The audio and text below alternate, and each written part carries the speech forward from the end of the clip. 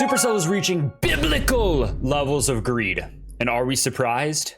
Not really. I don't know if there's any game out there that gets as much hate from its own players as Clash Royale, but honestly, they have a pretty good reason to. The game has just proceeded with its full launch of the newest feature the game has added called Heroes. These are somewhat similar to the evolution cards that they currently have in the game, which remain unfinished to this day. Longtime owner Mr. Krabs is opening a new restaurant called the Krusty Krab 2.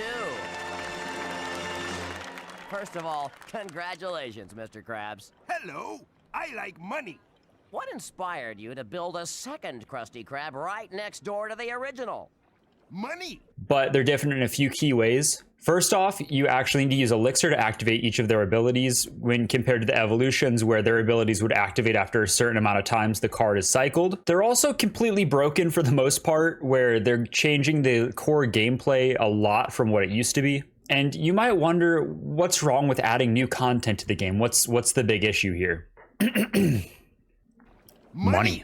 Like most other mobile games these days, Clash Royale is pretty pay to win. You can just dump money directly in to level up your cards and get an advantage over people that you're playing against. You can play it for free, of course, but it can be pretty difficult at times. The introduction of these heroes also paired with them increasing the level cap from 15, where it had been for a while, up to 16, which nobody asked for. And people are really upset about this change in particular because it incentivizes more pay to win behavior. And people that have been playing the game for years and years still hadn't gotten up to a full level 15 max deck, and now there's a level 16 that they have to continue to grind for. This also coincided with the removal of several different in-game items that helped progression, where there were questionable conversion rates for stuff into the new progression system based around gems. So, all in all, very controversial changes, all in a very short period of time, and as you can guess, pretty much everybody hated it. The main sentiment you really heard from people is nobody asked for this, nobody wanted this, nobody needed level 16, nobody needed heroes, the evolutions aren't even finished.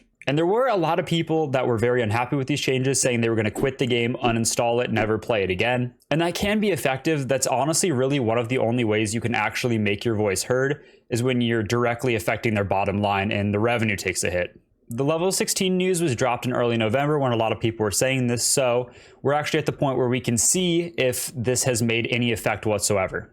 Did it work? As you can probably guess by the title of the video, no, it did not work. They're raking in millions and millions of dollars every month, and this is barely under their all-time high, which they reached earlier this year. Now, we could theoretically see something for December. They did announce the update in November, like I said, but most of the changes were scattered throughout November, and then the heroes just dropped fully at the start of this month, December. So theoretically, the revenue this month, it could be very different, but I'm going to stand here, I'm going to make a future prediction. It's going to be better. It's going to be even better than November. You know why I think that? Because every single game I'm playing the Evo Mini P.E.K.K.A, which right now is only available if you pay to win. You can get it through the battle pass. They also added these hero crates, which you can use to unlock these heroes, but you can't even get it yet out of those. So it's clear people are still spending money on the game. It's not like some secret the game has been pay to win or that they ridiculously overcharge for things like emotes in their store, but it still seems like these announcements really weren't enough to put a dent in the revenue for the game.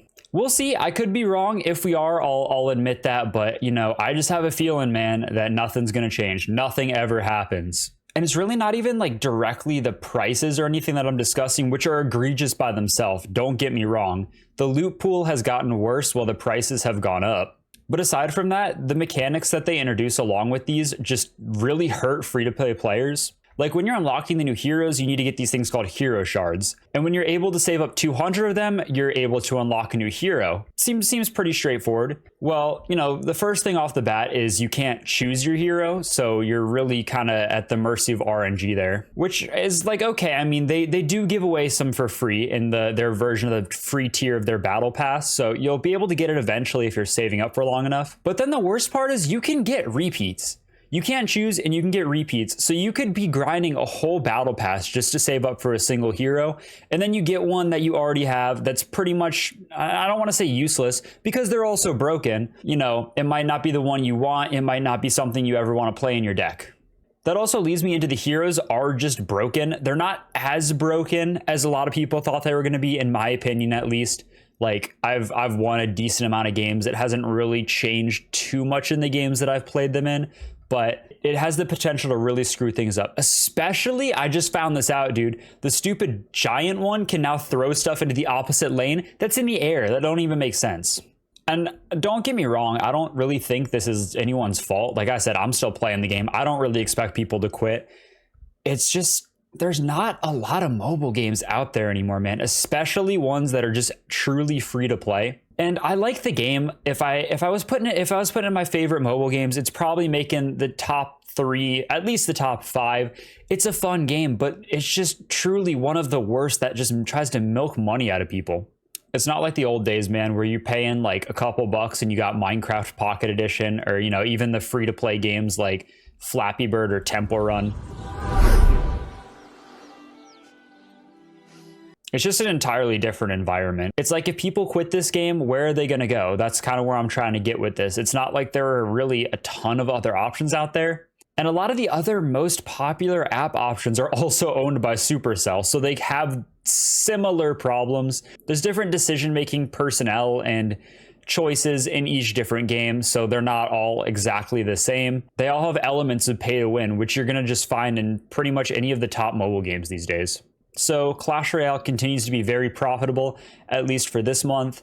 We'll see next month. I could be totally wrong, but I just have a feeling, man. I have a feeling it's going to be even better than this month. Am I going to quit the game?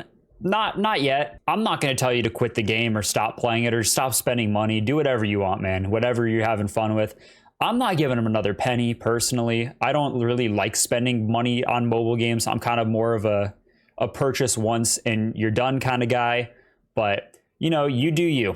But like I said, the only way anything is going to change is when they do see some form of monetary drawbacks to these changes that they're trying to implement. One thing that is interesting is a lot of the recent popularity is due to big streamers coming in and playing the game. Like people a lot of the time say Jinxie revived it.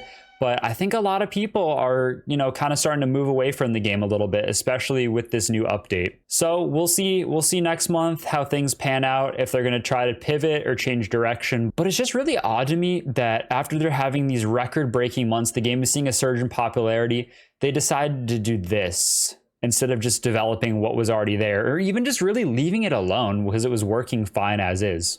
I think it really just shows they really just want to squeeze that little bit of money they can out of the resurgence. And I don't think they really have considered the full ramifications of what it might do to the game or how it's actually going to change things going forward. But I don't know. Those are some of the updates and my thoughts on it. Let me know what you guys think. I don't think anybody is really for these updates, so I don't expect to see that. But if you are, feel free to give your perspective. I'm not gonna judge you too harshly for it. That's all I gotta say on this. A bit of a disappointing update, but it is what it is, man. It's a mobile game. It's a free mobile game. You can't get too pressed about it, right? I'm gonna edit this and I'm probably gonna go play Clash Royale. Anyway, that's all I got for now, and I will catch you guys in the next one.